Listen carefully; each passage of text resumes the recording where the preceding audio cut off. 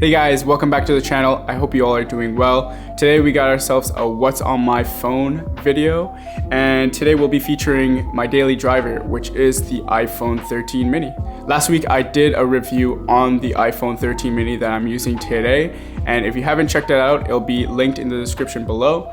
So iPhone mini aside, I do rock it in Apple's leather case. I got it in the forest green color. It's like a darker green that's actually really nice. I like it quite a bit. I like the green color a lot, especially this dark green color. I really like Apple's fit and finish when it comes to their cases.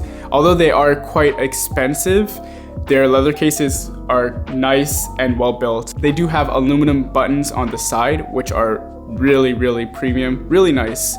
And it's also a MagSafe case, so it works with all the MagSafe accessories, which is really nice. I also use the MagSafe wallet with it on a daily basis.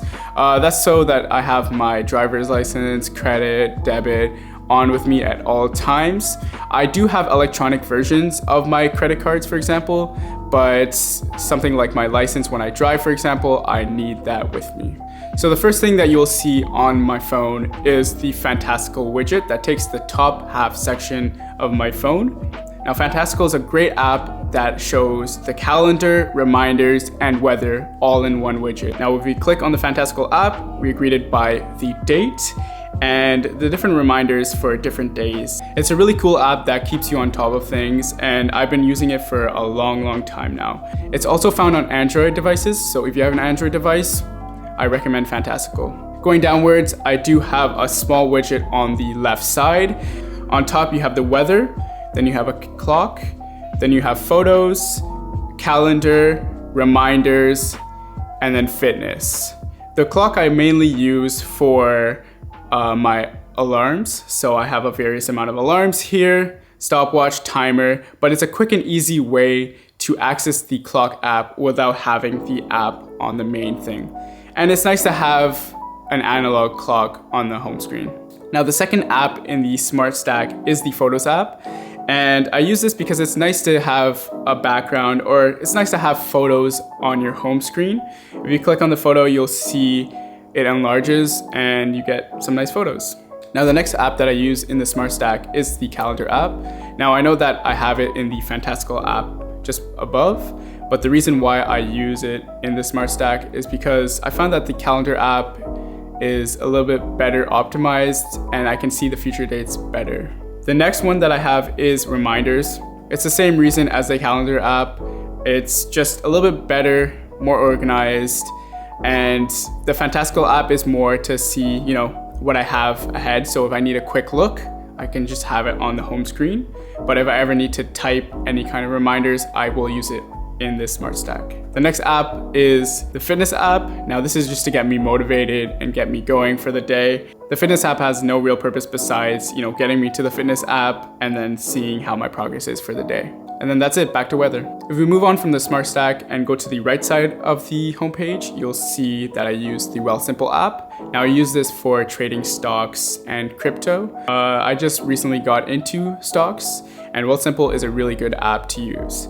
I'll have my referral code down in the description, so if you're interested in getting into stocks or crypto, use that referral code and you'll get a free stock. On the right of the Wealthsimple app, I use the default photo app, and below that, the camera app. Now, for photos, I also use Google Photos because it's easy to transfer from, say, for example, a computer to a device, but it's also an easier method to back up to the cloud. I also have iCloud Photos, but I found that it's not as good as Google Photos. And just to the left of the camera app, I do use Apple Music. Now, I have both Apple Music and Spotify. My daily driver is Apple Music. I just found that Apple Music works best with the Apple ecosystem, especially since I have devices like the HomePod minis, AirPods Max, for example. But I also use Spotify because I have a Windows setup, and I find that Spotify is better on Windows than Apple Music is. But also Spotify has a lot better playlists and a better discovery feature. Below that, you'll see the 4 social media apps that I use: Snapchat, Instagram, WhatsApp, and Twitter. Now, all these 4 social media apps are used to communicate, but I really use Snapchat, Instagram, and WhatsApp to communicate with people the most. WhatsApp I really use for work, but Twitter I use to, communicate my ideas, tweet about different things. I follow a lot of people in the tech industry, but also, follow up on news, see what's happening in the world. If you want to follow my Twitter, I also have it linked in the description below.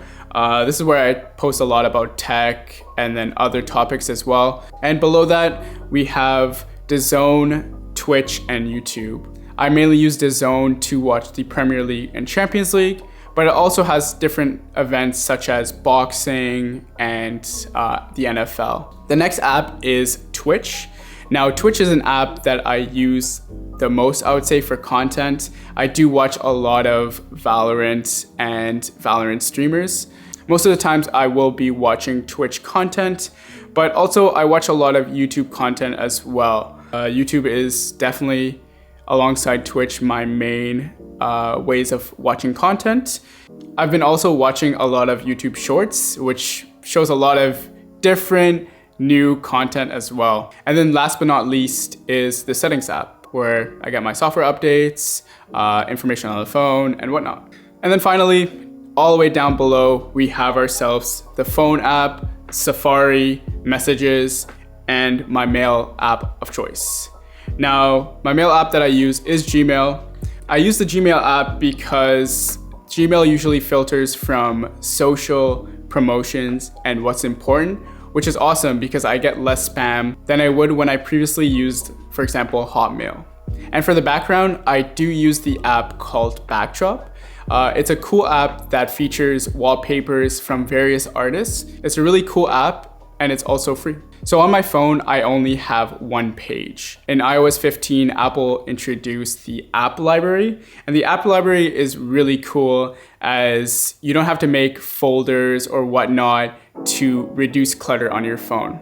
It's a cool way to keep a minimalistic look while having a productivity-oriented design. The app library is really cool. It has a wide variety of app folders that reduces clutter on your iPhone. But yeah, that's what's on my phone. Anyways, that's it for me. Thank you guys for watching the video. I hope you guys really enjoyed this one. If you did, hit that like button. Also, comment down below on how I can improve for future videos.